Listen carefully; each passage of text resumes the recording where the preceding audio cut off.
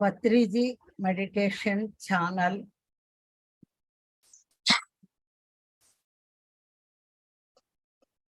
ఆయన యొక్క మెసేజ్ ద్వారానే ఈ ఛానల్ ఓపెన్ చేశారు పద్మా మేడం. ఈ ఛానల్లో అన్ని ఆయనతో అనుసంధానమై ఉన్నటువంటివే, ఆయనని ఫీల్ అయిన వాళ్ళు, ఆయన ఎనర్జీని ఫీల్ అయినటువంటి వాళ్ళతోటే ఈ ఛానల్లో క్లాసులు స్టార్ట్ అవుతున్నాయి. అందరూ కూడా అంత అద్భుతంగా చెప్పారు. మరి శ్రవణానందం, పద్మా మేడం, పద్మా మేడం గారు టీం మొత్తానికి కూడా నా హృదయపూర్వక వందనములు. నా పేరు వరలక్ష్మి. ఇకపోతే నేను 3-4 క్లాసులు విన్నాను. అంతకు మించి వినడానికి నాకు అవకాశం రాలేదు. తర్వాత వింటాను, అవి జర్నీలో ఉన్నాను కాబట్టి వినడానికి అవ్వలేదు. ఆ విన్న 4 కూడా చాలా అద్భుతంగా, వాళ్ళ అవగాహన ఎంత బాగుందంటే, మెయిన్ అది కావాల్సింది. ఒక గ్రంథం చదవటం కాదు, దాన్ని అర్థం చేసుకుని దాన్ని ఆపోసను బట్టి వాళ్ళ ఫీల్ అయ్యి ఆ విధంగా వాళ్ళు చెప్తూ ఉంటే చాలా అద్భుతంగా అనిపించింది. వీళ్ళందరి విన్నాక నేనేం చెప్పాలో నాకు తెలియడం లేదు. జనరల్గా అందరూ గ్రూపిజం గురించి, మరి జోనాథన్ గారు ఎలా అయితే బయటికి ఒంటరిగా ఆయన ఆ గ్రూప్లో నుంచి బయటికి వెళ్ళిపోవటం గురించి, అందరూ దాని గురించి అందరూ చాలా బాగా చక్కగా ఎక్స్ప్లెయిన్ చేశారు. చాలా ఫస్ట్ టైం నాకెందుకో ఈ జోనాథన్ గురించి వీళ్ళందరూ చెప్పిన దాన్ని నాకు ఒక మహానుభావులను చూసిన ఫీలింగ్ కలిగింది. చాలా హ్యాపీ అనిపించింది. ఇదే మేము కోరుకున్నాం ఆ రోజుల్లో, 98-99లో. ఇలాంటి ఒరిజినల్ మాస్టర్స్ కోసమే మేము కోరుకున్నాం. ఆ కోరిక ఇప్పటికీ తీరింది మాకు ఈ ఛానల్ ద్వారా. ఎక్కడెక్కడ ఉన్నారో, వాళ్ళల్లో ఏమేమి దాగి ఉన్నాయో అవి బయటికి రావాలి అంటే ఒక ప్లాట్ఫామ్ కావాలి. అలాంటిది ఈ ప్లాట్ఫామ్ అనేది పత్రిజీ స్థాపించిన ప్లాట్ఫామే. ఆయన కోసం, ఆయనతో పొందిన అనుభవాలు, మరి అవి నేర్చుకుని మనం ఎలా జీవితంలో దాన్ని ఇంప్లిమెంటేషన్ చేస్తున్నాం, ఇది మెయిన్ మనకు కావాల్సింది. మనకి అందుబాటులో లేని దానికోసం మేము ఎప్పుడూ కూడా పరిగెట్టలేదు. అందుబాటులో ఉన్న దానిలో నుంచి ఎంత అత్యద్భుతమైన జ్ఞాన నిధిని మేము తీసుకున్నామో మాకు తెలుసు. ఆ నిధిని పంచుకోవడానికి కూడా మాకు హోప్ లేదు ఆ టైంలో, మేమిద్దరము సారు తప్ప. కానీ ఈరోజు పుంకాలుగా వచ్చారు. ఇదే మేము కోరుతున్నాము. ఎందరో మహానుభావులు, వారందరికీ నా హృదయపూర్వక వందనము. బ్రహ్మర్షి పితామహ పత్రిజీ గారి పాదాభివందనములు. 98-99 నాకు సరిగ్గా గుర్తులేదు మేడం. మరి ఆ సమయంలో స్టార్టింగ్ నేను మెడిటేషన్కి వచ్చింది 98 మే 24. తర్వాత ఒక 3 monthsకో 4 monthsకో నాకు తెలియలేదు, ఒక చిన్నది జోనాథన్ లివింగ్ సీగల్ అని ఈ మాకంటే ముందుండే బ్యాచ్, న్యూటన్ సారు వీళ్ళు అందరు కలిపి ఇంగ్లీష్లో దాని గురించి చెప్పుకుంటున్నారు. ఇంగ్లీష్లో చెప్పుకుంటున్నప్పుడు దాన్ని మేము అర్థం కాలేదు, నాకు స్టడీస్ లేదు కాబట్టి తెలియలేదు. తర్వాత అది తెలుగులోకి ట్రాన్స్లేట్ అయి వచ్చింది. చాలా చిన్న బుక్ అది. ఆ బుక్ పుచ్చుకుని భోజనం చేసి తలుపులన్నీ వేసి బెడ్రూమ్లో పడుకొని ఓపెన్ చేశాం. మన పని ఏంటప్పుడు, తినగానే మధ్యాహ్నం నిద్రపోవడం అలవాటు. అలాగే పడుకుని ఆ బుక్ చదువుతున్నా. బుక్ చదవగానే నాకు ఒక 2 పేజీలు చదివాను, నిద్ర వచ్చి తర్వాత చదవచ్చులేని బుక్ పక్కన పెట్టి అలా కళ్ళు మూసుకొని నిద్రలోకి వెళ్ళిపోయాను. ఒక్క అరుపు వినిపించింది నాకు, లే చదవండి అని. ఆహ్, ఎంత అదాటులు లేచానంటే తలుపులన్నీ వేసుకున్నాక ఎవరిదో సౌండ్ ఎట్లా వినిపిస్తుంది. గబగబా లేచి ఎవరన్నా వచ్చారా అని చుట్టూ చూశాను. కానీ ఎవరు లేరు. అప్పుడు నాకు అర్థమైంది ఇది చదవాలని నాకెవరో చెప్పారు అని. అప్పుడు అది అది కూర్చుని దాన్ని నిద్ర కళ్ళు తుడుచుకుని ఆ చిన్న గ్రంథం చదవటానికి నేను పడ్డ కష్టం ఇంత అంతా కాదు. అది. అలా నేను ఆ గ్రంథాన్ని చదివాను. చదివినప్పుడు నిజంగా అలా పైపైన నాకు అర్థమైంది. అర్థమవటం అంటే నేను అంత మట్టుకే తీసుకున్నాను. ఒక సత్యాన్ని చెప్పడానికి ఒక పక్షి.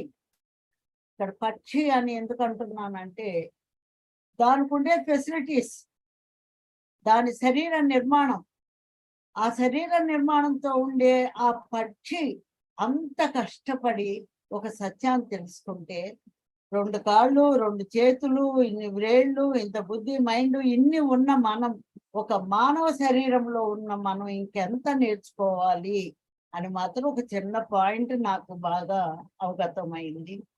ఆ తర్వాత దాన్ని నేను పక్కన పెట్టేశాను. దాని గురించి కొద్దిసేపు మేడము నేను డిస్కస్ చేసుకునేవాళ్ళం.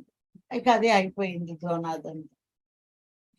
ఇక ఆయన ఇప్పుడు ఎవరైతే ఎంతెంత అద్భుతంగా చెప్పారో ఆ దేవతాలోకము, మరి ఆయన కష్టపడటము, రక్తసిక్తమైన ఆయన శరీరము మళ్ళీ తిరిగి కోలుకోవటము, ఈ పక్షులు వాళ్ళు వినడం లేదు అన్నప్పుడు ఈ ఈ పాయింట్ బాగా నోట్ చేసుకున్నాను నేను. గుంపులోకి రానివ్వనప్పుడు ఒక సత్యం తెలుసుకున్న వాళ్ళు ఎప్పుడూ బహిష్కరించారు. యేసుక్రీస్తు దగ్గర నుంచి, దయానంద సరస్వతి దగ్గర నుంచి, ఓషో దగ్గర నుంచి ఎప్పుడూ బహిష్కరించారు, దూరంగా పెట్టారు. ఆ సత్యం తెలుసుకున్నప్పుడు వాళ్ళు తమ గ్రూపులోకి రానివ్వనప్పుడు ఆ పక్షి తన విన్యాసాలను ఒక్కటే తను చేసుకుంటూ ఉన్నప్పుడు చాటుమాటుగా వచ్చి కొన్ని పక్షులు చూసి మనం కూడా నేర్చుకుందాము అన్న పాయింట్ నాకు బాగా పట్టింది. ఎందుకనంటే అది అదిరి బెదిరి వెళ్ళిపోలా. వీళ్ళు రారు మూర్ఖులు అని వదిలేయలా. తన ప్రయత్నంలో తానుంది. తాను ఒంటరిగా కూడా తన ఎక్స్పెరిమెంట్లన్నీ చేసి చూపిస్తోంది అవతల వాళ్ళకి. అది చూపించినప్పుడు వాళ్ళందరూ చాటుమాటునైనా, కొంతమంది అంటారు మీకు మేము రహస్యాభిమానిని అని. ఎందుకని వాళ్ళు చాటుమాటుగానైనా దాన్ని తీసుకోగలుగుతున్నారు. ఎందుకని భయం, సంఘంలో వెలివేయబడతామేమోనన్న భయం, కుటుంబంలో అక్కరకు రామేమోనన్న భయం, ఏదైతే మనం నేర్చుకుని శరీరం నేను కాను ఆత్మని అన్న స్థాయిలో ఉన్న వాళ్ళకి మాత్రం భయం ఉండదు. అమ్మో నేను ఈ శరీరం ఏమైపోతుందో, కుటుంబం ఏమైపోతుందో, రేపు ఈ నిందలతో నేను ఏమైపోతానో, ఒంటరి అయిపోతానేమో అని అనుకున్న వాళ్ళు రాదు.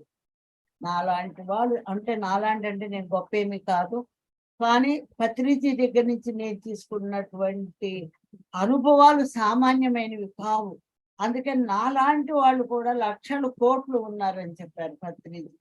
అలాంటి వాళ్ళని నేను కలవగలుగుతానా అని చెప్పి మేము అనుకున్నాం. ఎవరన్నా అలా ఆయనతోటి అనుసంధానమై ఆ జ్ఞానం పుచ్చుకున్న వాళ్ళని. ఒక సైంటిస్టు ఇంకో సైంటిస్ట్తో మాత్రమే మాట్లాడగలుగుతాడు.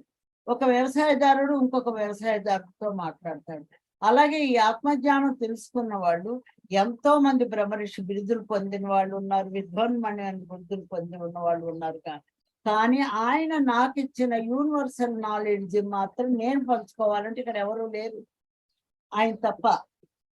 మరి అలాంటివి ఇది నాకు ఆ పాయింట్ ఎంతగా నచ్చిందంటే ఆ ధైర్యం, ఆ సహనం, ఆ ఓర్పు ఉండి ఆ పక్షి అట్లా ఎక్స్పీరియన్స్ అవుతూ ఉంటే, పక్షి పల్టీలు కొడుతుంటే మిగతా పక్షులన్నీ కూడా చూసి అవి కూడా నేర్చుకుని ఆయన దగ్గర చేరి మీరు ఇంకా మిగతా వాళ్ళందరినీ తీసుకొస్తాం, మీరు ఉండాలి అని అంటే కొంతమందికి మాత్రం ఆయన అది నేర్పి మిగతా వెళ్ళిపోయాడు.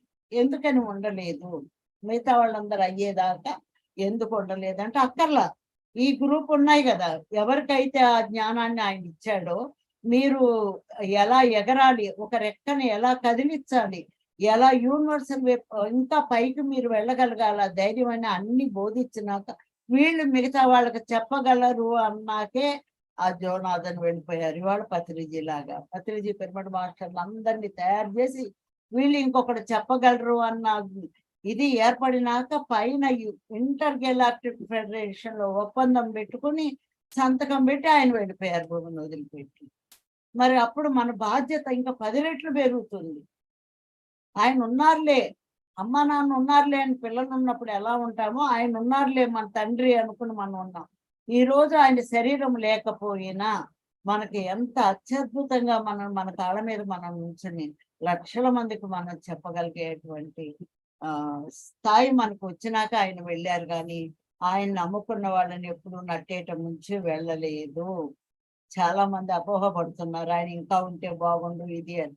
అదంతా మీరు ఇవాళ మనం అనుకుంటాము, రేపు మన పిల్లలు అనుకుంటారు, ఇంకా అనుకుంటూనే ఉంటారు. ఎందుకంటే వచ్చేవాళ్ళు కొత్త వాళ్ళు వస్తూనే ఉంటారు, పాత వాళ్ళు తయారవుతూనే ఉంటారు. అందుకని అందరూ అయ్యేదాకా ఏ మహానుభావుడు భూమి మీద కూర్చోడు. ఈ భూమి వాళ్ళ శాశ్వతమైంది కాదు. ఇలాంటి ఆయనకి కోటాను కోట్లు ఉన్నాయి, ఎన్నో చూసుకోవాలి, ఎంతో సంరక్షణ చేసుకోవాలి. ఇంకా చెబితే ఆయన చాలా ప్రొలాంగ్ చేసుకుని ఎక్కువగా ఉన్నట్టే లెక్క. ఎందుకంటే మరి ఇటు అధోలోకం కాదు, ఇటు పైలోకం కాదన్న మధ్యలో 3 డైమెన్షన్ గా ఉంది కాబట్టి మన ఇంత చేసుకొచ్చారు. అందులో ఒక బిట్టుగా నాకు అర్థమైంది. అది చాలా హ్యాపీగా నేను ఫీల్ అయ్యాను. అది అంత మటుకే నాకు ఆ బుక్ నుంచి ఆ గ్రంథం నుంచి నేను తీసుకున్నాను. ఇకపోతే మొట్టమొదట ఆయన పిలుపు నేను విన్నాను, లేచి చదువు అని చెప్పి. మరి తర్వాత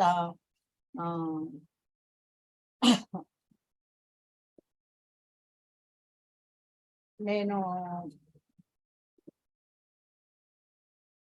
ఆ గ్రంథం నాకు ఎన్నోసార్లు గుర్తుకొచ్చింది. ఎందుకు ఎన్నో గ్రంథాలు చదివాం, ఒక మిలారేప అలాగే. కానీ ఎందుకు అన్నిసార్లు గుర్తుకొచ్చింది అంటే ఆ గ్రంథం నాకు నేర్పించిన పాఠం, ఒక సత్యంలో నువ్వు ఉన్నప్పుడు ఆ జీవితం నువ్వు జీవిస్తున్నప్పుడు, నోట్ దిస్ పాయింట్ మేడం, సత్యంలో ఉన్నాం. కోటాను కోట్లు ఉన్నారన్నారు, నేను కలవడానికి విశ్వ ప్రయత్నం చేశాను. కానీ ఒక మాట చెప్పారు ఆయన, కోటాను కోట్లు ఉన్నారు కానీ వాళ్ళు నేను చెప్పిన విధంగా జీవించలేదు. జ్ఞానం తీసుకున్నారు, వాళ్ళ ఫెసిలిటీస్ తగ్గట్టుగానే జీవించారు తప్ప నేను చెప్పినట్టుగా నువ్వు జీవించావు. అందుకే నువ్వు జీవించిన విధానానికి అనుగుణంగా అవతల వాళ్ళు జీవించలేదు కాబట్టి నీకు కనెక్ట్ అవ్వలేకపోయారు అని చెప్పారు ఆయన. మరి సత్యంలో నువ్వు ఉన్నప్పుడు ఆ జీవితం నువ్వు జీవిస్తున్నప్పుడు ఒంటరి దానివి అయిపోతావు అన్నావు. పర్వాలేదా, ఒంటరిగానే పుట్టాను, ఒంటరిగానే వెళ్ళిపోతాను. మధ్యలో వచ్చిన వాళ్ళు మధ్యలోనే వెళ్ళిపోతారు. సామెత ఉంది, ట్రైన్లో కూర్చున్నంతసేపు నా అంతటి వాళ్ళు లేరా అన్ని కబుర్లు చెప్పుకుంటాం, ఒకరికొకరు హెల్ప్ చేసుకుని. మళ్ళీ ట్రైన్ దిగుతూనే ఒకరి ముఖం కూడా ఒకరు చూస్తాం, ఎవరు కూలి వాళ్ళని పెట్టుకుని వెళ్ళిపోతాం. ఇదైనా అంతే ప్రయాణం ఇది. కానీ మన అదృష్టం ఏంటంటే ఎవరైతే గుళ్ళల్లో ఉన్నారనుకుంటున్నామో, ఎవరైతే యూనివర్సల్లో ఉన్నారనుకుంటున్నామో, ఎవరి అయితే ఎన్ని రకాల గ్రంథాలు తీసుకొచ్చి మన ముందు పెట్టారో వాళ్ళందరూ కూడా పిరమిడ్ స్పిరిచువల్ సొసైటీ మాస్టర్స్ గానే ఉన్నారు. ఇక్కడ వాళ్ళందరినీ ఇక మనం కలుస్తున్నాం కాబట్టి ఇంతకంటే అదృష్టం పుణ్యం ఇంకోటి లేదు. ఇంతమంది మాస్టర్స్ మనం కలవలేం మేడం, ఇంపాసిబుల్. మళ్ళీ ఆ లోకంలోకి వెళ్ళి వాళ్ళని, ఈ లోకంలోకి వెళ్ళి వీళ్ళని మనం చూడలేం. అందరినీ ఇక్కడే చూస్తున్నాం కానీ వాళ్ళని మనం గుర్తించడంలో పలానా అని కొంతమంది, ఒక సేత్ అని, ఒక రాంప అని, ఇలా కొంతమంది మనం గుర్తించి సార్ చెప్పిన విధానాన్ని బట్టి, తర్వాత ఒక స్వామి రామ అని, అందరు ఇక్కడే ఉన్నారు, పుట్టి ఉన్నారు. యోగానంద పరమహంస, మరి వాళ్ళు స్త్రీలుగాను పుట్టారు. మామూలుగా పిరమిడ్ మాస్టర్లుగా పనిచేస్తుంటే సాదాసీదాగా మనకు కనిపిస్తుంది కానీ లోపల ఎంత అమోఘంగా. ఎందుకంటే ఫైనల్ ఇది ఫైనల్ ఒక యూనివర్సల్ స్థాయిలో కూడా ఉన్నతమైన మహోన్నతమైన లోకాల్లోకి అడుగు పెడతానికి ఇది ఫైనల్. ఆయన దగ్గరికి చేరితేనే మనం అడుగు పెట్టగలుగుతాం, లేకపోతే లేదు. ఆ స్థాయికి మనం అందుకోలేకపోయాం కాబట్టే ఆయన ఆ స్థాయి నుంచి ఈ స్థాయికి దిగొచ్చారు మనందరినీ పోగేసుకొని. మనమందరూ 2500 సంవత్సరాల క్రితం బుద్ధుడి దగ్గర ఉన్న వాళ్ళమే ఇప్పుడు మళ్ళీ మనం అంతా ఈ లోపల మనకి ఎన్నో జన్మలైనవి, ఎంతో నేర్చుకున్నాం. ఆ నేర్చుకున్న జ్ఞానాన్ని ఇప్పుడు పంచుకోవటానికి పిరమిడ్ మాస్టర్స్ గా మనం వచ్చాం. కాబట్టి ఈ బుద్ధ గ్రూప్ మనం పిరమిడ్ మాస్టర్స్ అందరికీ కూడా ధన్యవాదాలు. ఆ ప్రేమ అలా వస్తుంది, మనమంతా ఒక గ్రూపు అని చెప్పి ఆ లవ్లీనెస్ అలా వస్తుంది అనమాట. మరి అలాంటి ప్రేమను మనలో లోపల దాగి ఉన్నటువంటి ఆ ప్రేమను బయటికి తీశారు పత్రిజీ. ఆయన లేకపోతే మనం ఇవాళ ఈ కమిట్మెంట్ అసలు జరిగేదే కాదు, ఈ పిరమిడ్ స్పిరిచువల్ సొసైటీ అనేది ఏర్పడేదే కాదన్నమాట. అది ఆయన చెప్పింది నాకు రెండోది అనమాట. కానీ ఇప్పుడు ఎలా అయితే కొంతకాలం తర్వాత ఆ పక్షులన్నీ ఆ విద్యని, జోనాథన్ గారి యొక్క జ్ఞానాన్ని, విద్యని నేర్చుకున్నాయో, అలాగే ఆయన ఇచ్చినటువంటి మహాజ్ఞానాన్ని కొంతకాలం తర్వాత వాళ్ళు నేర్చుకుంటారు అని నాకు ఒక విశ్వాసము, ధైర్యము వచ్చిందనమాట. ఒక సత్యం, ఒక కొత్తదనం, ఎప్పటికప్పుడు కొత్తదనం. ఎప్పుడు ఒకటే విధంగా ఉండి జీవితము బోర్ కొట్టకూడదు. కొత్తదనం, new new enjoyment, new knowledge, మరి కొత్త కొత్త ప్రదేశాలు చూడటం, ట్రెక్కింగ్లు చూడటం. గుమ్మం కదిలే వాళ్ళం ఆయన రాకపోతే. ధ్యాన మహాచక్రాలకు వెళ్ళటం, కొత్త ఒక షిరిడి వెళ్ళటము, ఒక ఋషికేశ్ వెళ్ళటం, బద్రీనాథ్ వెళ్ళటం, ఈజిప్ట్ వెళ్ళటం. ఈజిప్ట్ వెళ్తానని కళ్ళ కూడా అనుకోలేదు మరి. ఈజిప్ట్ వెళ్ళటం, ఇవన్నీ ఆయన పుణ్యమే. మనకు నాకు నేనుగైతే కదిలేదాన్ని కానేమో వెళ్ళాలి అని. మరి ఆ అత్యవసరం మనం, ఎందుకంటే ఆనాడు గీతా పిరమిడ్ కట్టిన దాంట్లో కూడా మన అందరి హస్తం ఉంది. కాబట్టి ఆ రోజు నుంచి పిరమిడ్లు అనేది మనం కడుతూనే వస్తున్నాం, ఎన్నో లోకాల్లో చెప్తూ వస్తున్నాం. చివరికి ఇక్కడికి వచ్చి భూమండలం మొత్తం పిరమిడ్లు మయం చేశాం. ఇది మనకి తెలిసింది. జోనాథన్ దగ్గర నుంచి నేను నాకు దగ్గరగా ఉండే ఆ పోలికలు నేను పోల్చుకున్నాను అనమాట. కొంత దాకా పోల్చుకున్నాను. మరి ఢిల్లీ వెళ్ళాము. ఢిల్లీ వెళ్ళినప్పుడు అక్కడ సెంటర్కి వెళ్ళాము. వాళ్ళు ఏదో మోడర్న్ పెయింట్ అని చెప్పి వెనకమాల పెద్ద మోడర్న్ పెయింట్ పెట్టారు. ఆ పెయింట్ మెడిటేషన్ లో కూర్చున్నాము. ఆ పెయింట్ చూశాను, నాకేమీ అర్థం కాలేదు. ధ్యానంలో కూర్చున్నాను. చూస్తే నెమ్మదిగా ఆ పెయింట్ నాకు రూపం దాల్చి కనపడింది. పెద్ద పక్షి ముక్కుకి పిరమిడ్ కట్టుకుని జోనాథన్ నాకు అక్కడ కనిపించాడు. చాలా అద్భుతంగా అనిపించింది అది నాకు. జోనాథన్ ఇలా కనిపించినటువంటి పెయింటింగ్ లో ఆయన ఉన్నారా అంటే ఇప్పుడు నేను ఇలా గుర్తించానా అని ఆయనకి థ్యాంక్స్ చెప్పి అక్కడ అలా నేను రెండోసారి ఆయన్ని జోనాథన్ గారి గురించి గమనించాను. ఇకపోతే అలహాబాద్, మెయిన్ అలహాబాద్ ఎక్స్పీరియన్స్ అండి. పత్రిజీ అన్నారు అలహాబాద్ రావాలి మేడం అన్నారు 2012. ఎక్కడ అలహాబాదు అనుకుని ఏంటంటే ఇక్కడ పాపాలు చేస్తూ ఉంటారు, మళ్ళీ వెళ్ళి గంగలో మునిగి పాపాలు పోగొట్టుకోవాలి కదా. గంగలో మునిగి పాపాలు పోగొట్టుకుని మళ్ళీ కొత్త పాపాలు చేయొచ్చు అన్నారు. అసలు ఆ పాయింట్ ఏంటో నాకు అర్థం కాలేదు అప్పుడు. అంటే గంగలో మునిగితేనే పాపాలు పోతాయి అని చెప్పి మళ్ళీ వెళ్ళి వాళ్ళ జీవిత విధానం ఎలా ఉన్నారో అలాగే ఉండటం వల్ల మళ్ళీ కొత్త పాపాలు మూట కట్టుకుంటున్నారే కానీ పాపాలు ఎక్కడ వదిలించుకున్నారు అని చెప్పి అప్పుడు అన్నారు, మీరు అలహాబాద్ రావాలి మేడం అని. మేము అనుకున్నాం ఫ్లైట్లోనా ట్రైన్లోనా అనుకుంటున్నాం. మా ఉద్దేశం గమనించి, మేడం ఫ్లైట్ ఎక్కొద్దు, ట్రైన్ ఎక్కొద్దు, ఆదిలాబాద్, నాగపూర్, బాండార్ మీదుగా మీరు అలహాబాద్ రావాలి. 4 రోజుల జర్నీ, కారులోనే రావాలి, ఒక్కొక్క చోట స్టే చేసుకుంటూ అని చెప్పారు. అప్పుడు మేమంతా ఒక గ్రూప్గా మేము పెద్ద వాడిని తీసుకుని బయలుదేరాము. కొంచెం ఆహారం అవి కూడా తీసుకుని బయలుదేరి ఆదిలాబాద్ దగ్గరికి వచ్చేదలికి టైబర్స్ అంటాం మేడం. ఒక రోడ్డు ఎలా ఉందంటే అటు ఇటు మొత్తం చెట్లు నిర్మానుష్యంగా ఉంది. అక్కడ ఒక రోడ్డు ఉంది. ఆ రోడ్డు మధ్య ఒక పక్కన గ్రీన్ కూడా లేదు. ఇటు కట్ అవుతే డౌన్, ఇటు కట్ అవుతే డౌన్ అలా ఉంది ఆ రోడ్డు. అక్కడికొచ్చేదలికి కారు ఆగిపోయింది.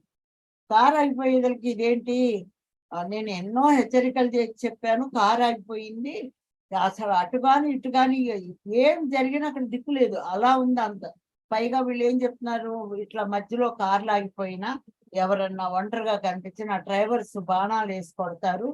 కార్లు కూడా, లారీలు కూడా బాణాలేసి కొడతారు అని చెప్పి కొన్ని వినడం జరిగింది. దాంతో కొద్దిగా భయం అనిపించింది. కానీ మళ్ళీ అలాగే నుంచుంది. కారులో ఉన్న వాళ్ళని ఎవ్వరిని కిందకి దిగనివ్వలా. నేను ఒక్కదాన్నే దిగి మీరు కారులోనే కూర్చోండి అద్దాలు ఎత్తేసి ఆ టైరు వేసేదాకా అట్లాగే నుంచుంటే అటు వెళ్ళే లారీలు, ఇటు వెళ్ళే లారీ అప్పుడప్పుడు ఒక లారీ వెళుతుంది. మమ్మల్ని వింతగా చూస్తున్నారు. ఎందుకంటే అక్కడ ఏమీ ఆగవట. అది అని చెప్పి వింతగా చూస్తున్నారు. ఎలాగైతే ఆ టైరు లోపల పెట్టి ఇంకో టైర్ వేసాడు, బయలుదేరాం. బయలుదేరిన తర్వాత నేను గొణుగుతూనే ఉన్నాను. మనం లాంగ్ వెళుతున్నాం. టైర్లు బాగుండాలా వద్దా? స్టెపిన్ టైర్ ఏది నాకు చూపించమని చెప్పి అడిగాను. స్టెపిన్ టైర్ చూపించాడు. బాగానే ఉందనుకున్నాం. సరే మళ్ళీ బయలుదేరాం. మళ్ళీ అక్కడి నుంచి నాగపూర్ వెళ్ళాం. నాగపూర్‌లో అక్కడ ఒక క్లాస్ తీసుకున్నాం. మరి అక్కడ పిరమిడ్ చూసాము. అంతా చూసి అక్కడి నుంచి ఆ రాత్రి స్టే చేసి మళ్ళీ ఎర్లీ మార్నింగ్ బయలుదేరాం. బయలుదేరి నాగపూరు ఆదిలాబాద్ నుంచి నాగపూర్ వెళ్ళి బాండారు వచ్చేటప్పుడు చూద్దామన్న ఉద్దేశంతో బాండారు మీదుగానే వెళ్ళాం. మళ్ళీ అక్కడ టైర్ పంచర్ అయింది. మళ్ళీ టైర్ పంచర్ అయ్యేదానికి అసలు నాకు బాగా కోపం వచ్చేసింది. నేను మళ్ళీ ఏంటి ఇలా పెట్టారు? ఏం టైర్లు వేసుకొచ్చావు నువ్వు? ఇట్లా పగులుతున్నాయి ఏంటి? ఇక ఇలా టైర్లు పంచర్ అవ్వకుండా మనం ఎప్పుడు చేరుకుంటామో అని కొద్దిగా గట్టిగా మాట్లాడి మళ్ళీ ఆ టైర్ వెళ్ళి పంచర్ అయిన టైరు మళ్ళీ రిపేర్ చేయించి మళ్ళీ సిటీ దాటి వెళ్తే కష్టం అని చెప్పి నాగపూర్ దగ్గర అక్కడ మళ్ళీ మేము బయలుదేరాం.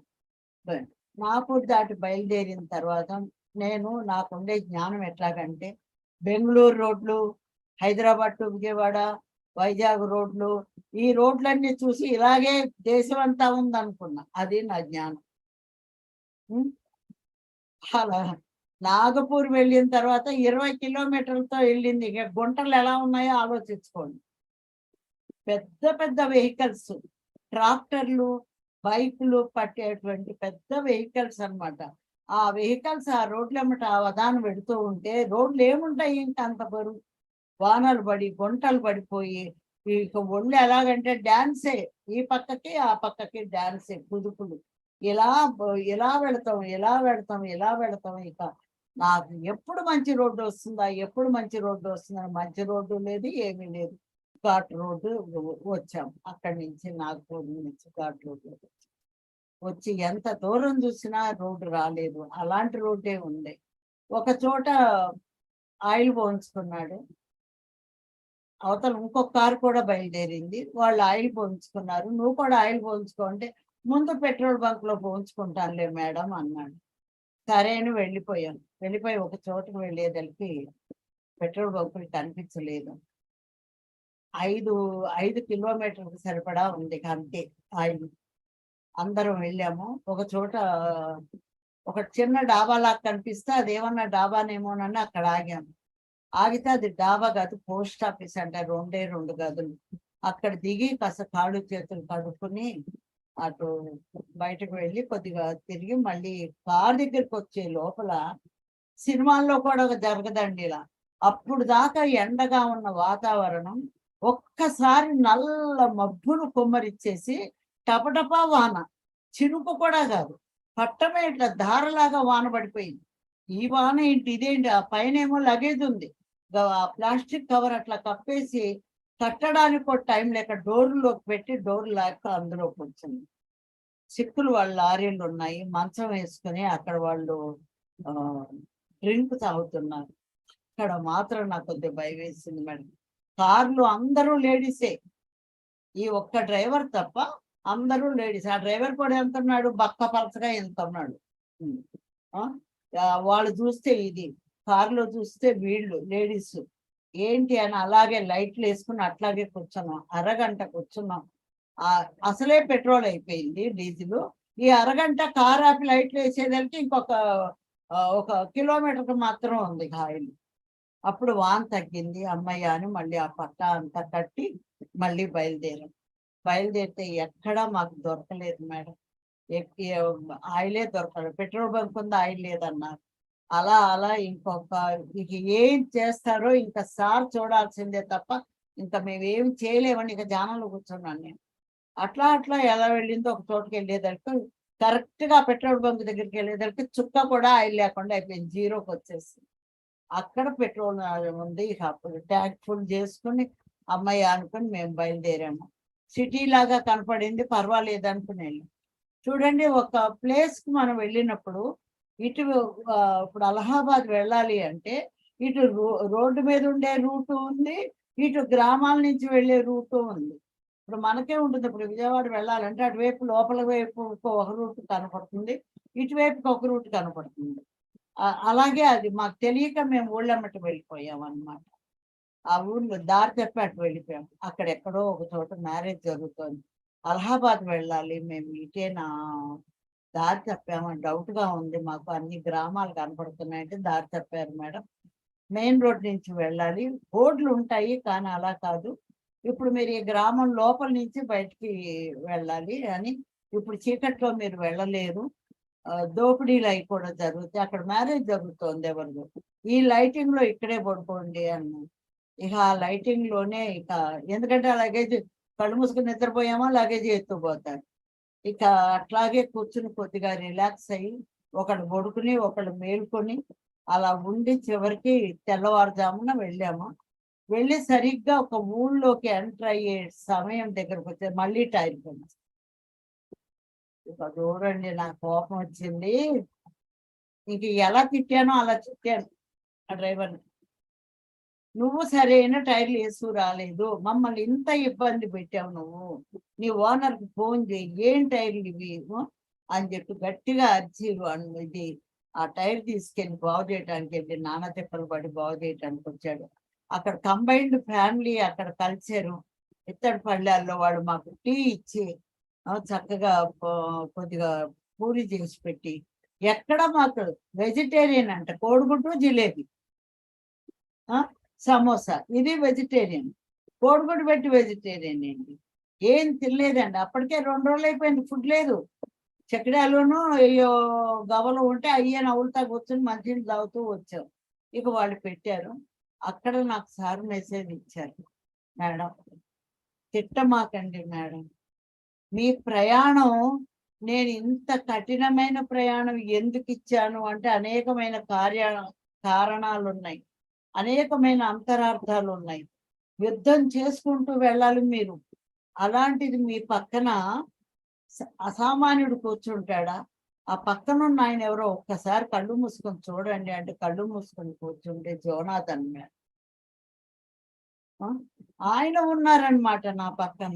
అయ్యా, నాకు ఇంత హెల్ప్ అవేంటి, ఆ టైర్లన్నీ చక్కగానే ఉన్నాయి, మా మీద అటాక్ ఎక్కడికక్కడ ఆపేసి మమ్మల్ని అక్కడికి వెళ్ళనీయకుండా చేయటానికి, ఇబ్బందులు పాలు చేయటానికి ఆ నెగిటివిటీ చేసినటువంటి ప్రయోగాలు అవి. వాటిని తట్టుకొని మమ్మల్ని సురక్షితంగా చేర్చటానికే జోనాథన్ ఆ డ్రైవర్లో వాటినే ఉన్నాడు అని తెలుసు. ఇక మనసులో క్షమించమనుకుని, ఎంత జ్ఞానం తెలిసినా వ్యక్తులని, బయట నుంచి వచ్చిన వ్యక్తులను మామూలు వ్యక్తులుగానే చూస్తాం కానీ వీళ్ళు ఎవరున్నారు వాళ్ళలో ఎవరున్నారు అన్నది మన ప్రయాణంలో ఉండదు. సడన్ గా జాగ్రత్తగానే గమనించుకుంటా. ఎవరు ఆయన ఒకడు చెప్పారు అన్నా, ఒక డ్రైవర్ వచ్చారన్నా, ఒకళ్ళు వచ్చారన్నా, వీళ్ళ లోపల ఎవరున్నారో అని చూసుకుంటానే నేను ఏదైనా మేము చేసేవాళ్ళం. కానీ ఆ రోజు నేను మాయలో పడిపోయాను, గమనించుకోలేదు. తిడుతున్నాను పైగా అతను ఒకటే కంగారు పడుతున్నాడు. అది అయిపోయింది. అక్కడి నుంచి సార్ మెసేజ్ ఇచ్చారు, ఇక అలహాబాద్ వస్తారు, మీరు సరిగ్గా నా దగ్గరికి చేరాలి అంటే 4 గంటల సమయం పడుతుంది అన్నాడు. మరి కారులో కూర్చున్న నా సలహా సృష్టికర్తలు, చూద్దాం మేడం చెప్పారు కదా 4 గంటలకల్లా అక్కడికి పెడుతుందా, అటు ఇటు అవుతుందా, కరెక్ట్ గా 4కి మేము అక్కడ చేరుకున్నాం. కారు అవతల పెట్టి వస్తాను మేడం మీరు పదండి అని అంటే, ఫుడ్ లేదు ఏం లేదు కదా. గబగబా సార్ కూర్చున్నారు అక్కడ, ఫుడ్ అరేంజ్ చేస్తున్నారు. నువ్వు కూడా రా అంటే, కాదు కారు అక్కడ పెట్టి వస్తాను అన్నాడు. మేము వెళ్ళాము. వెళ్ళగానే సార్ అక్కడ కూర్చుని, మేడం డ్రైవర్ గారు ఏది, ఆయన భోజనానికి పిలిచారా? పిలిచాను సార్. కారు తర్వాత పెట్టొచ్చు మేడం, ముందు ఆయన అర్జెంటుగా పిలవండి. అప్పుడు వెళ్ళి మళ్ళీ ఆయన పిలిచి, రా బాబు సార్ పిలుస్తున్నా అంటే, సార్ దగ్గరికి వచ్చి ఆయన పాదాలు నమస్కరించి షేక్ హ్యాండ్ ఇచ్చి వెళ్ళి భోజనానికి కూర్చున్నాడు. అది జోనల్. చూడండి. ఆ, ఒక్కొక్క హాస్టల్ మాస్టరు మనకి హెల్ప్ చేస్తారు, మన పక్కన ఉంటారు అని చెప్పి మనం అంటూ ఉంటాం. మరి హెల్ప్ అనేది ఎలా చేస్తారు అంటే, వాళ్ళు కూడా మనతో పాటు కష్టాలు పడుతూ హెల్ప్ చేస్తారు అన్నది నాకు జోనాథన్ని ఆయన చూసినాక అర్థమైంది. అప్పుడు అతను పాపం 3 రోజులు అయింది, అతను కూడా ఫుడ్ లేదు. కడుపు నిండా అందరం భోజనం చేసాం. అక్కడ మేము ఇదయింది. అలా నాకు జోనాథన్‌తో ఫిజికల్ ఎక్స్‌పీరియన్స్ ఉన్నాయి. ఇలా గ్రంథం చదివినప్పుడు నేను అర్థం చేసుకుందది ఆయన. ఇట్లా నాకు చాలా ఇదిగా ఆయన సహాయం చేశారు. తర్వాత కూడా 1, 2 ప్రాబ్లమ్స్ నాకొచ్చినప్పుడు, ఆ అటాక్స్ నా మీద పడకుండా ఆయన కాసుకున్నాడు. ఆయన కాచుకున్నారన్న సంగతి నాకు తెలీదు. నాకు విపరీతమైన కోపము, ఉగ్రము వచ్చేసి, కోపం కూడా కాదు, ఉగ్రం వచ్చేసి, నేను అవతల వాళ్ళ మీద అటాక్ చేయాలన్నటువంటి ఆలోచన నాకొచ్చినప్పుడు, ఆ ఆలోచనను ఖండించి ఆయన అడ్డుకున్నారు పక్షి రూపంలో. అడ్డుకొని ఆయన ఫేస్ చేశారు. లేదు మేడం, మీ చుట్టూ కంచు కోటలాగా కట్టారు పత్రిజీ. ఆయన నమ్ముకున్న వాళ్ళని ఇలా సామాన్యంగా మేము వెళ్తున్నాం, మేము చూసుకుంటున్నాం అని మీరు అనుకుంటున్నారు. అడుగు బయట పెట్టిన దగ్గర నుంచి మీ చుట్టూ 6 హాస్టల్ మాస్టర్స్ ఉంటారు. వీళ్ళందరూ మిమ్మల్ని కాచుకుంటారు. మీరు అనుకుంటారు మాకేమీ లేదు జరిగింది అని. నేను అడుగు బయట పెట్టాలంటే పద్మా మేడం గాని, మేము గాని ఆయన పర్మిషన్ లేకుండా 25 సంవత్సరాల నుంచి అడుగు బయట పెట్టడం కుదిరేది కాదు. సొంత ఆలోచన కుదిరేది కాదు. కనీసం కూతురింటికి వెళ్ళాలన్నా, ఒక పెళ్లికి వెళ్ళాలన్నా, బంధువులంతా దూరం అయిపోయారు. పెళ్లిళ్ళన్నీ మానేశాను, చావులు మానేశాను, సినిమాలు మానేశాను, అన్నీ మానేశాను. నా అంతర్ ప్రయాణంలో, నా లోకంలో, నా ఇదిలో నేనున్నాను. నేను నేర్చుకుంటూ, నేను నేర్పించడం. ఒక జోనాథనే కాదు, ప్రతి ఒక్కళ్ళు సాధనలోనే ఉన్నాం. మన సాధనను ఒక్క పిరమిడ్ మాస్టర్ అంటే ఎన్ని రకాల వాల్యుయేషన్ చెప్పారు పత్రిజీ అక్కడ. మనం నేర్చుకుని ఇంకొక ఆత్మని ఎదగటం కోసం వాళ్ళకి ధ్యానం చెప్పి, వాళ్ళని మాంసాహారం మాన్పించి, వాళ్ళు మళ్ళీ ఇంకొకళ్ళు 10 మందికి ధ్యానం చెప్పేలా తయారు చేశామంటే ఆషామాషి కాదు మేడం ధ్యానం చెప్పడం. అందరి వల్ల కాదు. ఎంతమంది కష్టపడి 10 మందికి ఔత్సాహికం ధ్యానం. ఇక్కడ పరీక్షకు వచ్చాం మనం. పరీక్ష రాయడానికి వచ్చాం. ఈ భూమి ఎవడి తాతగాడి సొమ్ము కాదు. ఇక్కడ మనకు 100 ఎకరాలు ఉన్నా, ఏమి ఉన్నా, ఏవి మనవి కావు. ఖానా పీనా సోనా అంత మట్టికి చాలు. ఏది ఎలా మనం ఇవ్వవలసింది ఏంటి? ధ్యానం. ఆ ధ్యానం ఒకళ్ళకి ఇవ్వాలి, అది నేర్పించాలి. అలాగే ఆత్మ జ్ఞానం అంటే సజ్జన సాంగత్యం. ఆ సజ్జన సాంగత్యం తర్వాత స్వాధ్యాయం. నాకు లేనిది స్వాధ్యాయం. నేను చదవలేకపోయేదాన్ని. ఎంత మటుకి ధ్యానము, పనులు. మేము ధ్యానంలోకి వచ్చిన 2 నెలలు కూడా కాకుండానే మాకు పెద్ద పెద్ద ప్రాజెక్టులు అప్పచెప్పేశారు సారు. ఆ ప్రాజెక్టులో పనుల్లో పడిపోయాము, చూసుకుంటూ వెళ్ళిపోయామే గాని మాకు ఇంకొక విషయం కుదరలేదు. అలా అలా అలా వెళుతూ ఉన్న కొద్దీ జోనాథన్ ఎలా ఎలా పడ్డారో అవన్నీ నాకు అనుభవాలు వచ్చాయి. ఈ అనుభవాల్లో ఎంతో మంది ఇళ్ళకు కానీ పండగ కాదు అన్నారు సార్. ఎంతో మంది మాస్టర్స్ వాళ్ళ యొక్క జ్ఞానాన్ని మనకు చెప్పడానికి వచ్చారు. ఆయన గ్రంథ రూపంలో ఇచ్చారు, చదివాం, చూసాం, అనుభవించాం. కానీ బయటకి వెళ్ళాలి అన్నప్పుడు ఆయన ఎంతో అత్యవసరమైన ఒక రూట్ ఫామ్ చేసి అప్పుడు బయటకు పంపించేవారు తప్ప బయటకు వెళ్ళేవాళ్ళం కాదు. ఎందుకంటే ఎన్ని ప్రమాదాలు ఉంటాయో తెలుసు, ఎన్ని విపరీతమైనవి ఎదుర్కోవాలో తెలుసు. అలా నాకు జోనాథన్ ఎక్కువగా టచ్ అయ్యారు. ఒక రోజు అనుకున్నాను నేను, ఈయనకి నాకు ఏం సంబంధం ఉంది. ఒక్కసారి ఆ గ్రంథం చదివాను. అప్పుడే స్టార్టింగే ఆయన సౌండ్ విన్నాను. తర్వాత ఆయన విజన్ చూశాను, ఈ దృశ్యం చూశాను. ఆయన ఎలా నేర్పించారు అన్నది వాళ్ళతో ఆ గ్రూప్కి చాలా ఈజియెస్ట్ మెథడ్గా నేర్పించారు. చాలా సంతోషపడ్డారు. అవన్నీ కూడా నేను విజన్ రూపంలో చూశాను. అలా నేను అయ్యింది. కానీ ఇక్కడ నాకు ఫైనల్గా ఆయన చెప్పింది ఏంటి అని అంటే, ఈయనకి నాకు ఉండే ఎంతో మంది మాస్టర్స్ నేను కనెక్ట్ అవుదామంటే నాకు సాధ్యం లేదు కాబట్టి ఒక సేతుని నేను తెలుసుకోవాలి, ఆయనతోటి మాట్లాడుకోవాలి అని అంటే నాకు కనిపించేవారుగా చెప్పేవారు.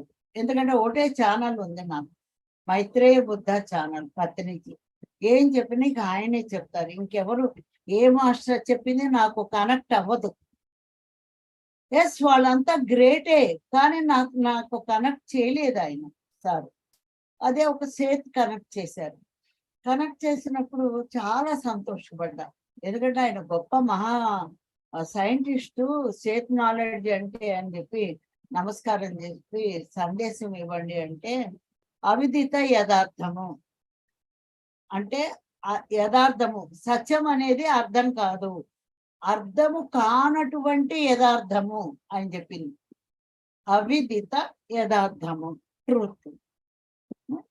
విదితము కానటువంటిది, అర్థము కానటువంటిది. ఎందుకని అర్థము కాలేదు? మనం తీసుకోకపోవటం కాదు, అసలు ఎందుకు అర్థం కాలేదు? ఒక సత్యం మనకి ఎందుకు అర్థం కాలేదు అంటే, అది అర్థం అవ్వాలంటే నేను ఎలా ఉన్నాను అనేది చూస్తే గానీ అర్థం కాదు. ఇప్పుడు నేను ఎలా ఉన్నానంటే, నువ్వు నీ ముక్కు ఎలా ఉంది, ఇలా ఉందంటే ఎవరెంత చెప్పినా అర్థం కావట్లేదు. అర్థం ముందు నుంచుంటే అర్థమైంది నా రూపం ఎలా ఉంది అని. అలాగే మనం అర్థం అవ్వాలంటే, ఒక సత్యం అర్థం అవ్వాలంటే ఈ శరీరంలోకి వస్తే, ఈ శరీరం మనకు అర్థం, ఆత్మకు ఒక అర్థం. ఈ శరీరంలోకి వస్తే కానీ దీనికి అర్థం కాదనమాట. అందుకే విదితము కానటువంటిది, అర్థము కానటువంటిది అని చెప్పారు ఆయన. చెప్పి ఆ యథార్థమే పదార్థం అన్నారు. షాక్ అయిపోయినా. ఈ శరీరం ఎందుకు, ఇది బూడిదలో అయిపోతుంది, ఎన్నాళ్ళు ఉంటుంది, ఈ వైరాగ్యపు మాటలు విన్నాము. కానీ ఈ శరీరమే సత్యం, యథార్థమే పదార్థం. ఆ సత్యం అనేది ఎలా ఉంటుందంటే ఈ శరీరంలా ఉంటుందంట.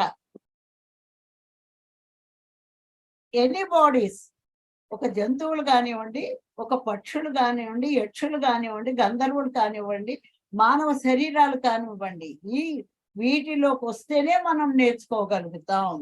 కాబట్టి ఆ ట్రూతే ఈ పదార్థం, యథార్థమే పదార్థం అని చెప్పారు. అప్పుడు నాకు బాగా అర్థమైంది అది. ఇది సేతు నాలెడ్జ్ అంటే ఏంటంటే కొట్టే తెచ్చినట్టు చెప్పేశారు ఆయన. అవిదిత యథార్థము, విదితము కానటువంటిది, యథార్థమే పదార్థం. ఇంకేంటి, అయిపోయింది, ఇంకా కట్ చేసేసారు సార్. ఈ పదార్థంలో నువ్వు ఉన్నావు, ప్రతిదీ ఈ శరీరం ద్వారా తెలుసుకో. ముక్కు శ్వాస మీద శ్వాస పెట్టు, ఏం వినాలో ఏం వినకూడదు అన్ని శరీరం ద్వారానే. శరీరం పైకి వెళ్ళినాక నువ్వు నేర్చుకునేది ఏమి ఉండదు. థియోరిటికల్ ఇలా ఉంటుంది, ఇలా ఉంటుంది, ఇలా ఉంటుంది. ఎలా ఉంటుందంటే మళ్ళీ బాడీ కావాలి. అలాంటి శరీరాన్ని ధరించి ఈ శరీరాన్ని వ్యర్థం చేసుకుని అది కొన్ని అజ్ఞానపు సంస్కృతుల వల్ల మనం కోల్పోయాం. మనం కోల్పోయినప్పుడు, మనం ఏమి చేయలేనప్పుడు వృధా అయిపోతున్న ఈ జన్మని తిరిగి పునరుద్ధరించడానికి ఆవిర్భవించిన వాడే పద్దరించి. ఇలా ఉండాలి, ఇలా తినాలి, ఇలా చేయాలి, ఇలా జీవించాలి. బతుకుతున్నాం ఎన్నాడు, బతకటం కోసం ఇల్లు కట్టుకుంటున్నాం, బతకటం కోసం తింటున్నాం, బతకటం కోసం అలంకరణ. జీవించటల్లా. జీవించడానికి బ్రతకడానికి చాలా తేడా ఉంది. నక్కకే నాగు లోకానికి ఉన్నంత తేడా ఉంది. జీవంతో, సత్యంతో తెలిసి ప్రతి పని, ఆహారం దగ్గర నుంచి ప్రతి పని మనకి ఆ జీవంతో చేసిన పనే జీవించడం. జీవం లేకుండా బతికాం ఇన్నాళ్ళు. ఆ ధ్యానంతో, ఆ జీవశక్తితోటి మనం ఎలా ఉండం. అప్పటి జీవితానికి ఇప్పటి జీవితానికి అబ్బో మహదానందం. ఏం ఆనందం, ఏమి ఐశ్వర్యం, ఏమి ఆత్మానందం, ఏమి బ్రహ్మానందం. అనుభవించే తీరవల్లని కదా. అనుభవైక్యము కానప్పుడు ఏదైనా అటా అంటాం అంతే. ఆ అనుభవం వచ్చినప్పుడు కదా, ఒక మామిడి పండు తిన్నప్పుడు కదా దాని రుచి. ఆ అనుభవం ధ్యాన ప్లస్ అనుభవం, ధ్యానానుభవం.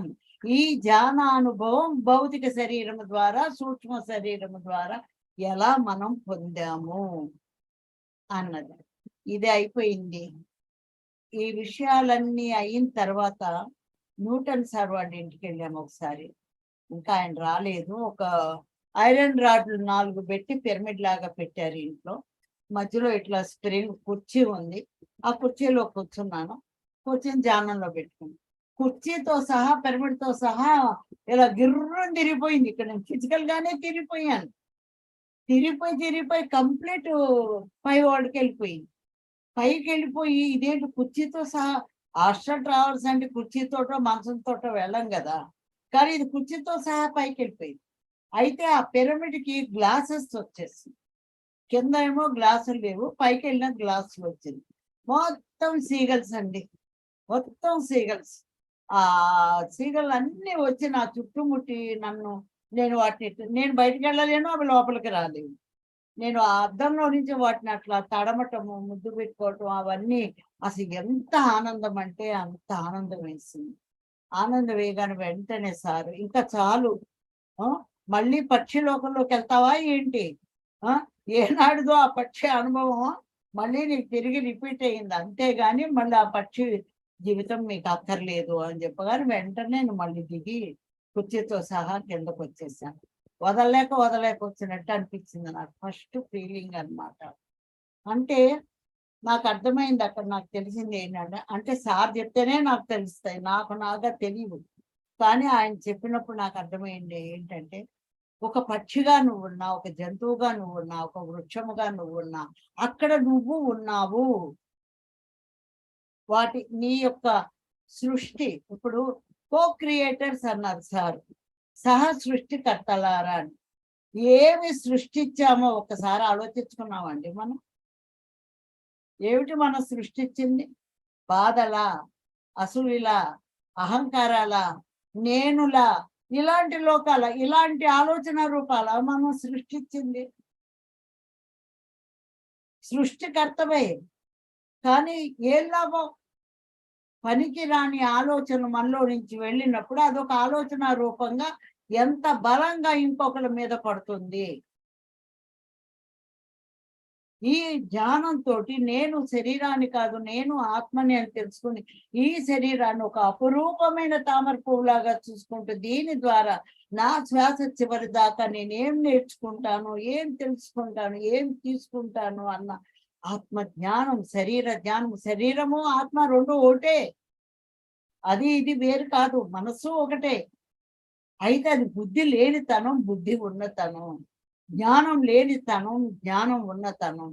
ఎప్పుడైతే జ్ఞానంలోకి, బుద్ధిలోకి వచ్చామో అదే ఆత్మ జ్ఞానం. బుద్ధి లేని పనులు చేసినప్పుడు అది మనసుకు సంక్రమిస్తుంది. ఇలా ఎప్పుడైతే ఆ జ్ఞానం తెలుసుకున్నామో, ఆ ఆత్మజ్ఞానం అనేది అర్థమైపోయిందో, ఆయన చెప్పారు. ఏ సీగల్ అని చెప్పి, జోనాథన్ సీగల్ అని చెప్పి నువ్వు అంటున్నావో, ఆ రోజున మీరు కూడా ఉన్నారు అక్కడ. అలాగే ఒక వృక్ష సామ్రాజ్యపు లోకమే ఉంది. అన్ని వృక్షాలే, అన్ని అద్భుతాలే, అన్ని పళ్ళే, రకరకాల మనం చూడలేనటువంటి పళ్ళే. ఒక కుందేలాగా ఒక ఫ్రూట్ ఉంది. అంటే మన జంతువులు, చిన్న చిన్న జంతువులు ఎలా ఉన్నాయి, అలాంటి వెరైటీ ఫ్రూట్స్ ఉన్నాయి. అలా రకరకాలు ఉన్నాయి. అందులో కూడా మీరున్నారు.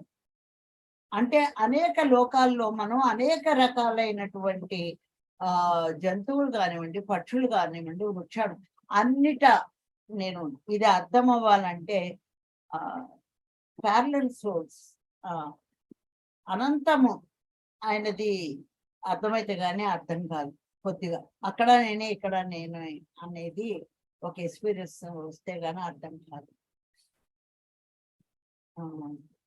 అట్లా నేను చూసినప్పుడు సార్ ఈ విషయం చెప్పాను. ఎప్పుడైతే నువ్వు ఒక లోకానికి కనెక్ట్ అయ్యాను అనుకుంటున్నావో అక్కడ నువ్వు ఉండే ఉంటావు. ఆ ఉన్నదే నిన్ను లాగుతుంది. ఆ నేను వైపు నువ్వు ఈ నేను పెడుతోంది. అలా ప్రతి చోటుకి కూడా మనం మళ్ళీ కనెక్ట్ అయ్యే అవకాశం ఉంటుంది. అలా నేను జోనాథన్ని మళ్ళీ కనెక్ట్ అయ్యానన్నమాట. ఆ కనెక్ట్ అయినప్పుడు నేను పొందిన ఆనందం ఎందుకు పొందాను అంటే ఇదంతా విషయం చెప్పారు సార్. అట్లా నాకు జోనాథన్ తోటి చాలా చాలా ఎక్స్పీరియన్స్లు ఉన్నాయి. కొన్ని ప్రశ్నలు కూడా నేను ఆయన్ని అడిగాను. అడిగి మీరు ఇంత జ్ఞానం తెలిసింది, ఇంత ఉంది, నేను ఎదుర్కోబోయే ఆ రోజు మీరు ఎదుర్కొన్న సమస్యలు గుంపులో ఆహారం తిని ఆహారము బిడ్డలకి అన్నం పెట్టి పడుకో చెప్పినట్టు సాయంత్రం అయినాక బయటకు వెళ్ళకూడదు అన్న నిబంధన, ఆ బంధన నుంచి మీరు బయటకు వచ్చి మీరు ఎన్నో నేర్చుకుని మిగతా పక్షులకు నేర్పించి వెళ్ళారు. అలాగే ఒక సత్యం అనేది తెలియచెప్పాలంటే అసలు సత్యం అంటే ఏంటి, ఏ రకంగా ఉంటుంది, ఏ డైమెన్షన్ లో ఉంటుంది?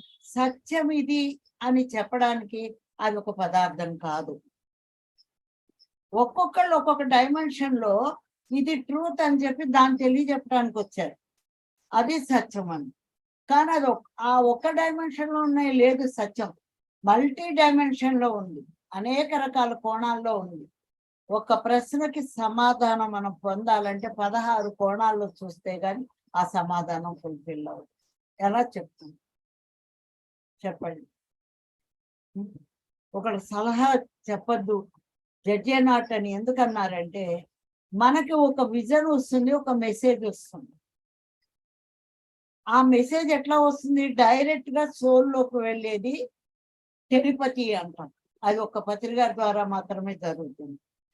ఇంకో కొన్ని మెసేజ్లు ఎలా వస్తాయంటే అది ప్రయాణించాలి, ఒక రోడ్ వే లాగా ఆ మెసేజ్ మన బ్రెయిన్ లోకి మనకు ప్రయాణించాలంటే మన మనస్సులోకి వెళ్ళి మన ఆలోచన అనే తరంగము ద్వారా అది మన సోల్కి అందిస్తుంది.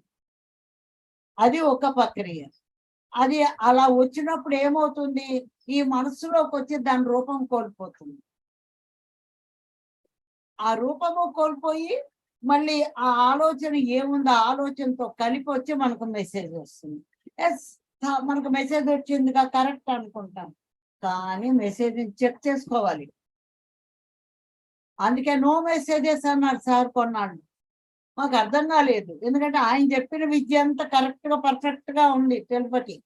మధ్య మధ్యలో ఇవి ఎందుకు ఇట్లా కొన్ని రాంగ్ మెసేజెస్ వచ్చినాయి అన్నప్పుడు ఆయన ఇవన్నీ చెప్పలా. నో మెసేజెస్ అంటే మెసేజెస్ నో, ఏదైనా సరే మీకు వచ్చిన మెసేజ్ అని నాతో పంచుకొని నేను చెప్పినప్పుడు అది మీరు ఆచరించుకోండి అని చెప్పాను. అట్లా రాంగ్ మెసేజ్ వల్ల నేను కొన్ని దెబ్బలు తిన్నాను, కొన్ని పొరపాట్లు జరిగినాయి.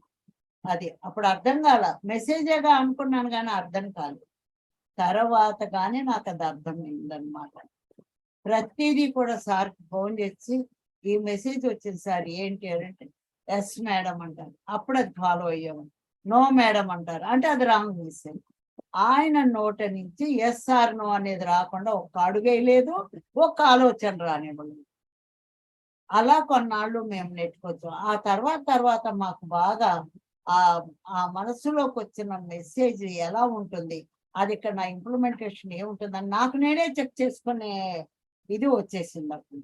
ఇక అలా పూర్తిగా ఆయన ఇప్పుడు శరీరంతో ఉన్నా లేకపోయినా ఆయన ఈ రోజు కూడా అప్పుడు ఎలా మెసేజ్ ఇచ్చారో ఇప్పుడే. నేను భయపడింది ఆయన ఉన్నప్పుడు ఎస్ఆర్ నో చెప్పేవారు, ఇప్పుడు నేను ఎలా ఈ మెసేజ్ తీసుకుని ఫాలో అవ్వాలి అని చెప్పి నేను అనుకున్నాను. అప్పుడు ఏంటంటే నా మనస్సును స్విచ్ ఆఫ్ చేసేస్తారు. కరెంటు స్విచ్ పై ఫ్యాన్ తిరగకుండా ఎట్లాగో అలా స్విచ్ ఆఫ్ చేసేసారు. దాంట్లో నుంచి వచ్చే ఆలోచనలన్నిటినీ కూడా కట్ అయిపోయింది. ఇంకా పని చేయబోదు. ఇక డైరెక్ట్‌గా ఆయన చెప్పింది మాత్రమే మాకు తెలిసిపోతుంది. అలా తెలిసిపోయే ప్రయాణంలో ఈ 2023 ఆయన నాకు ఇంతకు మునుపు ఎన్నో సార్లు నేను సదానంద యోగి గారి దగ్గరికి వెళ్ళొచ్చాను. 2, 3 సార్లు వెళ్ళాను. కానీ నాకు అప్పుడు ఈ ఫీలింగ్ లేదు. ఇప్పుడు మళ్ళీ ఆయన సదానంద యోగి ఆశ్రమంలో 2 రోజులు ఉండి రమ్మన్నారు. వెళ్ళాను. చాలా అద్భుతమైన నిగూఢమైన రహస్యాలన్నీ తెలుసుకున్నాను. చాలా ఫీల్ అయ్యాను. అది అయిపోవటమే మళ్ళీ ఆదోని లక్ష్మమ్మ అంట. ఆదోని ఎక్కడుందో తెలీదు. ఆ లక్ష్మమ్మ ఎవరో నాకు తెలీదు.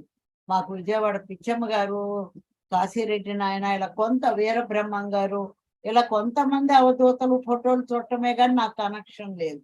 అక్కడికి వెళ్ళిన తర్వాత పిరమిడ్ స్పిరిచువల్ సొసైటీ ప్రణాళికలో ఆవిడ కూడా ఒక ముఖ్య భాగం అని నాకు అర్థం. స్టన్ అయిపోయాను నేను. మనకు తెలియకుండా ఎంతమంది ఉన్నారు హాస్టల్గా. ఇప్పుడు ఆవిడే హెల్ప్ చేస్తారట సొసైటీ మాస్టర్స్ కి. అలా మరి ఆవిడ దగ్గర నుంచి సందేశాలు తీసుకున్నాను. అక్కడి నుంచి మళ్ళీ నేను కర్తాడు వచ్చాను. పత్రిగారి శక్తి స్థల దగ్గర ధ్యానం చేశాము. ఆ తర్వాత బోధన్ వెళ్ళాను. పత్రిగారి ఇల్లు, ఆయన సంచరించింది, ఆయన పుట్టిన ప్రదేశము, సావిత్రమ్మ గారు వంట చేసిన ఇల్లు, ఏమి ఎనర్జీ, అసలు ఆనందమే ఆనందం. బోధనలో ఆయన ఇల్లు ప్రతి ఒక్కళ్ళు చూసి తీరాల్సింది. ఆయన ప్రతి ఒక్క చేష్ట ఎందుకంటున్నానంటే, ఇందాక చెప్పాను కో క్రియేటర్స్ అంటే మనలో ఉండే అజ్ఞానపు ఆలోచనలు క్రియేట్ చేశాం. ఎప్పుడైతే జ్ఞానంలోకి వచ్చామో అద్భుతమైనటువంటివి ఇప్పుడు క్రియేట్ చేస్తున్నాం. ఆ క్రియేషన్ అయిపోయింది. ఇక ఇప్పుడు ఈ మనం తెలుసుకోవటం, మనం ఉద్ధరించుకోవటం, జ్ఞానం తెలుసుకోవటం, ఎప్పుడైతే ఈ తపనలో ఉంటే ఈ క్రియేట్ అయిపోతాయి. నువ్వు ఒక్కదానివి ఇక్కడ ఉన్నావు అని చెప్పి అనుకుంటున్నావు, కానీ మన ఆలోచన రూపాలు వెళ్ళి ఎన్ని చోట్లకి వెళ్ళి ఎంతమందిని ఎన్లైట్ చేస్తున్నాయో తెలుసా? ఏదైతే మనం పాడు చేశామో, పనికిరాని మాటలు, పనికిరాని ఆలోచనలతోటి లోకాలు క్రియేట్ చేశామో, ఆ లోకాలని మళ్ళీ ఈ సరి అయినటువంటి భావాలతో ఉండే ఈ రూపాలు వెళ్ళి ఆ లోకాలను బాగు చేస్తాయి. ఇవి కూడా నేను ఎక్స్పీరియన్స్ అయ్యాను. అమ్మ మహానుభావ, ఎంత పెద్ద ప్రణాళికలతో వచ్చావు నిజంగా. ఏం ప్రణాళికలు ఇవి అని చెప్పి మనం చేసే పని మనకు తెలియట్లా. అసలు మనం ఎవరో మనకు తెలియట్లేదు. మనం ఎంత గొప్ప పని చేస్తున్నామో. ధ్యానం చెప్పడం అనేది అనంత విశ్వంలో కల్లా మహా గొప్ప పని. అంతకు మించిన పని ఏమీ లేదు. అన్న దానము కన్నా, రక్త దానము కన్నా, శరీర దానము కన్నా ధ్యాన దానము మిన్నా. అవి అందరూ చేస్తారు, ఇది అందరూ చేయలేరు. నువ్వు బాగుంటే ప్రపంచం అంతా బాగుంటుంది అన్నారు. నేను బాగుంటానికి, నా పక్కింటోడు బాగుంటానికి సంబంధం ఏంటి? ఫిజికల్ మైండ్ ఆలోచన. నీ ఆలోచన రూపం అద్భుతంగా తయారైతే జోనాథన్ ఆలోచన రూపాలు ఎన్ని వచ్చినాయి? ఆయన ఆలోచన రూపాలే వాళ్ళందరిలోకి వెళ్ళి ఆయన తపన, ఆయన శ్రమ, ఆ దివ్య లోకాల్లోకి మనం కాంతి దేహం తీసుకోవాలని ఇది ఈ భౌతిక పదార్థం నుంచి విడిపడటం అంటే, కాంతి అంటే నిజంగా ఈ ఆత్మ శరీరం నుంచి బయటకు వచ్చినప్పుడు పొందే ఆనందం ఉంది చూశారు. స్వేచ్ఛ అంటే అది ఎంత ఆనందం అంటే అది లెక్క కట్టలేము. ఎందుకో తెలియదు, లెక్క కట్టలేము. ఇన్ని శరీరాలు ధరించిన ఆత్మ ఇందులో ఉండి పునీతమై ఎంతో మందిని పునీతం చేసి అది బయటకు వచ్చినప్పుడు పొందే ఆనందం. గడప దాటి కొంగు ముడి కట్టుకొని, ఏం ముడి కట్టుకోవాలి? కొంగు. వడి బియ్యం పోసుకుంటాం, వండుకుంటాం, తినటం కాదు. కొంగు ముడిన జ్ఞానం మూట కట్టుకొని, నీ ఫలం మూట కట్టుకుని నువ్వు గడప దాటినప్పుడు అప్పుడు తెలుస్తుంది కాంతి యొక్క ఆనందం. వడి బియ్యం అంటే అది. ఆనందంలో తేలియాడే మనని ఎన్ని రకాల ప్రణాళికల ద్వారా మన ఆలోచన మారిపోయింది. ధ్యానం చెప్పాలి, చేతనైతే కూడా సహాయం చేయాలి, లేకపోతే నోరు మూసుకు కూర్చోవాలి. ఎంత మనం చూస్తున్నాం, ఎంతమంది శాఖాహార ర్యాలీలు చేస్తున్నారు, పుస్తకాలు ఇవన్నీ ఆలోచన రూపాలు. మనం చేసేది ఇక్కడ ఒక 1,00,000 వంతు అయితే అవి కోట్ల వంతు వెళ్ళిపోతున్నాయి. ఒక్క మనిషి కోట్లు కోట్లు తయారు చేస్తున్నారు. అప్పుడు అర్థమైంది మనను మనం ఎలా ఉంచుకోవాలి, ఎలా మాట్లాడాలి. ఎంత జాగ్రత్తగా మాట్లాడాలి సుమా, ఎంత జాగ్రత్తగా ఆలోచించాలి సుమా. ఒక పనికిరాని ఆలోచన వచ్చింది అంటే వెంటనే ఆలోచన పక్కన తోసేద్దాం. వద్దు, మళ్ళీ అలాంటి రూపం వస్తుంది, వద్దు, అద్భుతమైన రూపం రావాలి అని. అలా మరి ఆయన జోనాథన్ గారు ఆయన చెప్పిన ప్రక్రియలన్నిట్లో చాలా నిగూఢమైనవి కూడా నాకు చెప్పారు. ఆయన ఆ రాజ్యం దాకా ఆయన ఉన్నప్పుడు, మేడం నేను ఉన్నప్పుడు ఇవన్నీ చేశాను. వారు కేవలం ఈ పరిగెట్టే భౌతిక స్వరూపమే కాదు, ఇంకెన్నో లోకాలు ఉన్నాయి, ఎన్నో లోకాల ఆనందాన్ని మనం అనుభవించవచ్చు. కేవలం ఇది ఒకటే కాదు, మనం ఇక్కడే కూలిపోయామంటే మళ్ళీ పునరపి మరణం, పునరపి జన్మం అయిపోతాం. అలా నేను చేశాను. కానీ పత్రిజీ పిరమిడ్ స్పిరిచువల్ సొసైటీ స్థాపించి 1,40,000 మంది లోకాల నుంచి ఎంతో ప్రావీణ్యత గల వాళ్ళని భూమి మీదకి దించి వాళ్ళతోటి ఎన్నో పనులు చేయించి ఎంత అద్భుతంగా చేయించారో, అలాగే మిమ్మల్ని కూడా భూమి మీద తీసుకొచ్చి మీ ప్రణాళిక ఎంత కష్టమో నాకు తెలుసు. అనుక్షణం మీ పక్కన మాస్టర్ని కాపలా ఉంటూ ఆయన ఆ మాట మీద మిమ్మల్ని ఇక్కడ దాకా తీసుకొచ్చారు. అది అని చెప్పి ఆయన నాతో సంభాషించి వెళ్ళారు. ఇప్పటికి కూడా కాంటాక్ట్ లోనే ఉన్నారు జోనాథన్. ప్రతి ఒక్కళ్ళు ఇప్పుడు కొద్దిసేపు అయిన తర్వాత మెడిటేషన్ చేద్దాము. ఎంత పెద్ద రెక్కలతో ఆయన, నేను అన్నాను ఎన్నో లోకాలు మారినాక మీ శరీరము మారింది కదా, కానీ మళ్ళీ పక్షి రూపంతో మాకెందుకు కనపడుతున్నారు అని.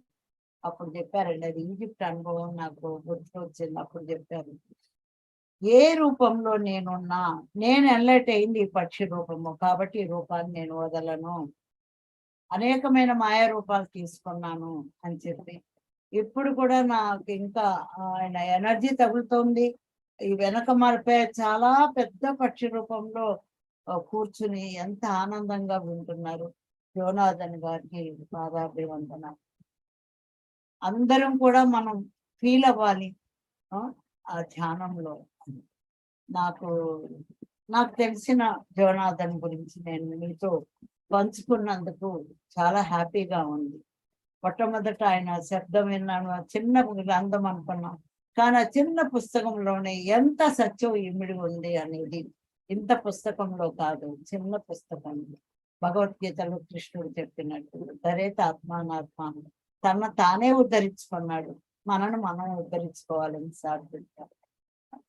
Okay madam, thank you.